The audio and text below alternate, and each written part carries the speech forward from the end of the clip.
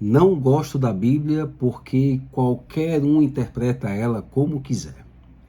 Será mesmo que é assim?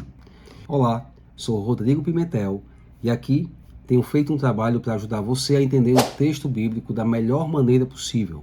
Olha só, é muito comum, diante da proposta que lançamos para alguém, dessa pessoa se debruçar sobre o texto bíblico, nós percebemos que algumas pessoas argumentam a seguinte ideia: olha, eu não gosto da Bíblia porque as pessoas interpretam ela como querem. As pessoas distorcem o texto bíblico e aplicam de acordo com os seus objetivos. Mas não é bem assim que funciona. Utilizar esse argumento é infantilizar sua capacidade de interpretação de textos. Você não pode pegar um gibi da Mônica e dizer que a aplicação é como uma tragédia. E quando eu falo tragédia, eu falo do estilo literário, onde o personagem termina pior do que começou. Não é esse o objetivo do gibi da Mônica. Então, pegar o texto bíblico e fazer a mesma coisa, executar a mesma manobra, é infantilizar a capacidade interpretativa. Muitas vezes você pode até não saber os passos que deve dar para achar a correta interpretação. Mas dizer que a pessoa pega o texto bíblico e interpreta como quer é promover a falta de intelecto do ouvinte que está diante daquele texto. Por mais que eu não concorde com todas as aplicações possíveis que existem por aí, não posso entender que as pessoas a manipulam a seu bel prazer.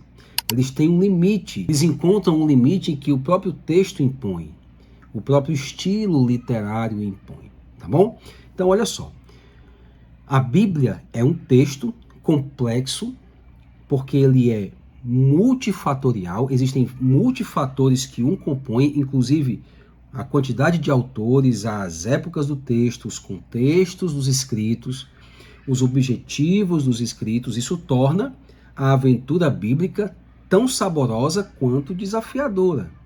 Mas dizer que essa complexidade torna o texto bíblico manipulável ao bel prazer, não acredito que é assim que funciona.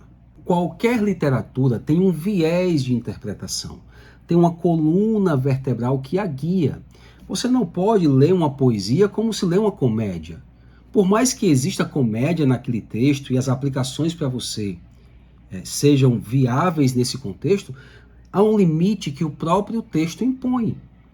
Dizer que existe a capacidade de avançar essas fronteiras é dizer que existe uma incapacidade intelectual de qualquer tipo de ouvinte dessa manobra.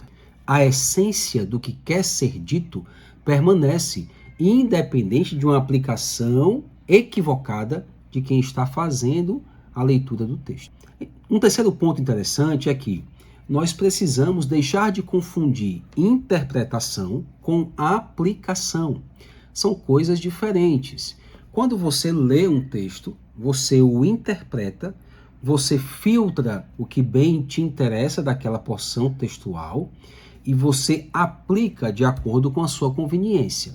Concordo que existem divergentes aplicações e que muitas delas fogem do objetivo inicial do texto.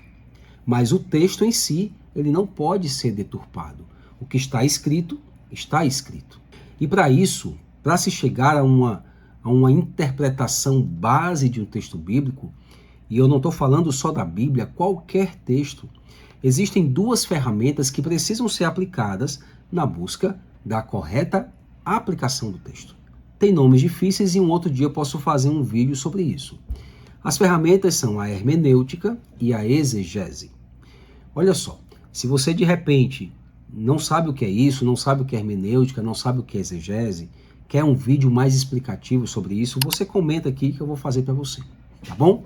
Mas de forma bem resumida, a hermenêutica são regras que nós nos colocamos diante de um texto qualquer, diante de uma palavra, diante de uma expressão, por exemplo.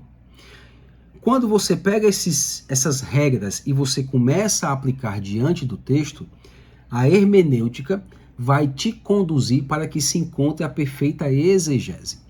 E o que é a exegese, Rodrigo? Exegese é você compreender tudo o que está envolto no texto, mas que não está escrito. Por exemplo, quando a Bíblia diz assim: Na terceira vigília, ora, vigília, o que é vigília? Para nós ocidentais, vigília tem um significado completamente diferente do texto. Então, para que eu possa fazer a correta exegese, a correta interpretação desse texto, eu tenho que me aplicar como o judeu dividia o dia, como os judeus dividiam a noite, como o judeu interpretava o passar do tempo durante a noite. Então, tudo isso vai ser necessário para que eu entenda o que o texto que diz terceira vigília quer realmente dizer. Então, a exegese é a busca dessas informações para que haja clareza na interpretação bíblica. E, ao mesmo tempo, estou pegando as regras da hermenêutica e aplicando no texto para que tudo que é o mais verdadeiro surja daquela porção textual. E é por isso que eu afirmo que não existe essa liberdade interpretativa de qualquer texto. Há limites que o próprio texto impõe. Apesar das divergências de aplicação, esses limites, essa coluna vertebral do texto, ela não pode ser mexida. E é por isso que esse argumento ele não é válido. Mas eu tenho extrema dificuldade de entender o que a Bíblia quer dizer. E aí sim eu concordo. E é para isso que eu estou aqui, para ajudar você a entender esses pormenores, para que o texto bíblico não seja mais um desafio para você. Se você tiver interesse, eu posso trazer um vídeo sobre conceitos que vão ajudar você na exegese do texto que você se propuser a ler. Esses conceitos do que é fariseu, o que é saduceu, o que é vigília, o que é um denário, o que é uma dracma, enfim. Se você tiver interesse, me fala aqui nos comentários, comenta, que a gente vai criando esse tipo de conteúdo para ajudar você a entender o texto bíblico. Então, meus amados irmãos e amigos, esse argumento de que eu não gosto da Bíblia porque se interpreta a Bíblia do jeito que quer, não existe, isso não é válido. Isso é infantilizar todo tipo de desafio que existe dentro do texto. Há um desafio a ser vencido. São mais de 40 autores, são mais de 60 livros, são mais de 400 anos de distância entre os textos, e isso exige, sim, uma maratona intelectual para que você possa compreender o mínimo possível do que está escrito. Mas não é extremamente impossível, tá bom? Espero que esse vídeo tenha te ajudado. Se você concorda, comenta comigo aqui. Se você não concorda, comenta também. Vale aquela máxima de sempre: curte, compartilha, ativa os sininhos, segue o canal, porque a gente está com um projeto muito bacana para ajudar você a desenvolver o seu conhecimento bíblico. Deus te abençoe.